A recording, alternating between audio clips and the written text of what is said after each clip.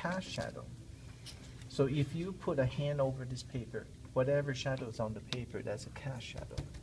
So if you look at a flower like this one, petal, this is over this. So therefore, it will cast a shadow underneath there.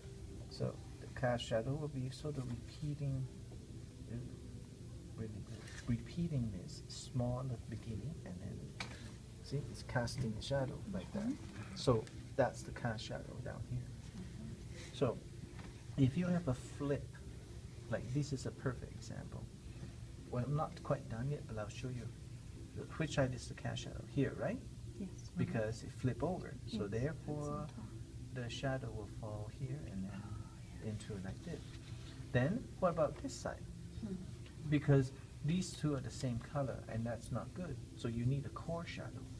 A core shadow is the only difference that you use the same color, but you need a water brush to smear it. Okay?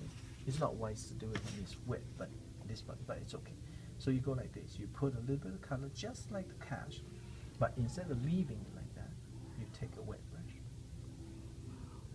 See? Oh, okay. You smear it, then voila. So this is a cast for sure, and that's a core, right? Right? Yeah, they're both not the same. Not quite the same. Yeah. So you can see this one should be the core, right? This is cast, right? That's a, you got it more or less. But in your picture, I don't see a definite cast. Like casting, meaning you cast a shadow that exactly repeating whatever pattern is up here. So for example, here you will go cast one side, and cast this, and So it's a little sharper.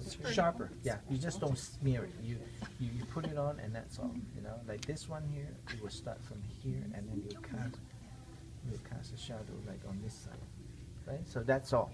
That's all you need. Now, the negative painting. Okay, we'll do this one. So some of you already done all that, so you might as well continue with the negative painting. You know what a negative painting is. This is somebody's pencil. This is yours, I think. No.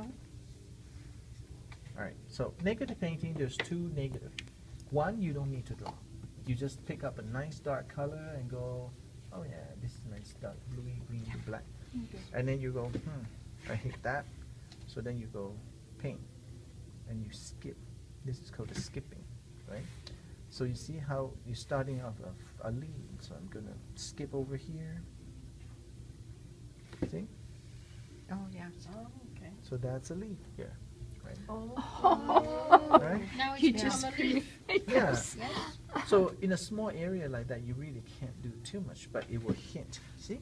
That's a partial leaf somewhere, right? So this is one way to do it. You don't need to draw, but some area you definitely need to draw, just in case you don't like what you paint. You know, you do it, that's it, right? So for example, here, and you go, well, this is kind of empty here. Maybe I will put, say, another leaf, something. So just do this for the sake of doing it. One, and then two. See? You see the two leaves hiding back there? So then all you do is you go paint. If it's against something dark, straight like this, then we don't smear. But if you wanted to keep this color, then you go put a little bit of water there. You go like that, paint, and paint and smear. So you turn around and paint to bring that up. See, can you see it now? Yeah. Voila. And you use your brush to smear it.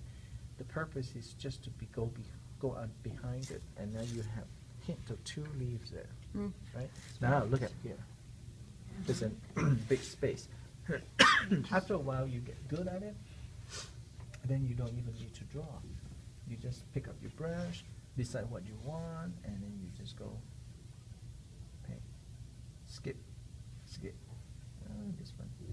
Skip again. Then you get 1, 2. Or maybe cut it again here. See? Yeah. And then if you come out to this side and you decide that, you know what, I'm gonna go just end it here, like here, and skip straight. Then it looks like there is a stem exiting there. Okay? So you can do as much as you want. So now come to this side, and if you want to leave, skip big. Mm-hmm. If you want to stem, skip small. Right? There. See how it just kind of fills up? So whatever colors underneath becomes the next set of leaves that are behind. Sometimes you can do multiple, meaning you cut this once, let it dry, and then I can cut another one going in a different direction. Okay. Right? So you just keep layering it, so then you get things like these, right? So just give you like really a quick example below here. If I want to cut in here again, so I use a slightly darker color, and then I go like, see? Yeah. Now See that another layer. another one. So some artists are nuts. They can cut this as much as more than to a point where there's nothing more left to cut, but they like that.